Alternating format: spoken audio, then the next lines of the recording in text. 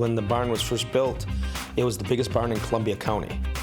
And when I talked to my father about possibly doing a vineyard, a winery, the barn, and my main thing was like, we have to keep the integrity of this barn. It is everything. I think barns are the skyscrapers of Wisconsin. So my parents used to own the property. They bought it in the mid-'80s, and they raised sheep here. The soil's incredibly rocky. That's why I first thought maybe we could do grapes because of great drainage. But my parents at the time had called it Rockin' Wool Acres. And once I decided to do the winery, I thought, you know what? I've got to keep that name as an homage to them for all the hard work they've done. So Rockin' Wool Winery came out of it. I was in Madison. I was just about to start graduate school at the UW. Took a bartending job and had a glass of white Zin. I know you're not supposed to say it, but I grew up in Wisconsin, and almost everybody just drinks beer or mixed drinks, things like that, and I was not a drinker, and had a glass of white Zin, and I just, oh my gosh, there's a lot going on here. Took me about 2 months to get to dry wines, but I'll never forget that time in my life because all of a sudden something opened up. It wasn't like, I was still young enough that like a lot of guys are just drinking beer, and something about wine, it's not just drinking, it's not just about the buzz. I mean, don't get me wrong, it's a fantastic feeling, a euphoria when you drink wine, but it opened up to me. I have a lot of background in creative writing, and I like to do that. Wine to me felt the same way as writing a story. Every sip had nuance and possibilities, and it could go any place. So drinking wine felt like writing creatively to me. Sipping it, wondering the history, how it, was made, who made it, all those things. Just a myriad of possibilities. And I don't believe there's anything else, any other beverage in the world that gives you that wine does. That every sip is a story.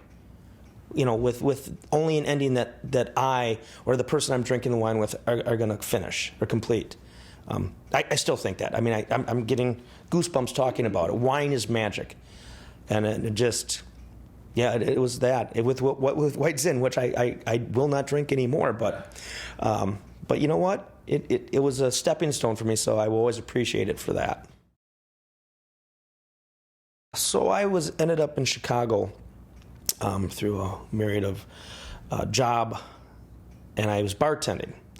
And I ended up at a fine dining restaurant, and I obviously still had my love for wine. The owner there started realizing that I had a pretty good palate for wine. So next thing I knew, I was going to the international tastings in Chicago, picking out the wines for his restaurant, some of his friends' restaurants, putting together the wine list. But for me, having that creativity, I've always wanted to create something. And that was always in me, man, I'd like to make my own wine. I'd like to kind of try to get these flavors that I really love. I love Spanish and Italian wines so much. And, and not to knock on California, but I don't like fruit bombs. I don't like the big jammy stuff. And, in the 80s and 90s, boy, that just seemed like all we were getting. So I really wanted to create something myself. As I said, my parents had this property with rocky soil. The latitude is right there with Alsace. So I'm thinking, well, at the very least, I can make some really dense white wines that could be fantastic. And a lot of that was my own naivety, not knowing a lot about growing grapes and the vines and how they take. But you know what? I think being naive about things makes us dream and push harder, and that's a good thing. So I talked to my parents, said, hey, can we toss a couple rows of wine grapes up there and see what would happen? And my father, who was this genius work person, went with the idea. And next thing I know, we've got this massive production area. We're working on this.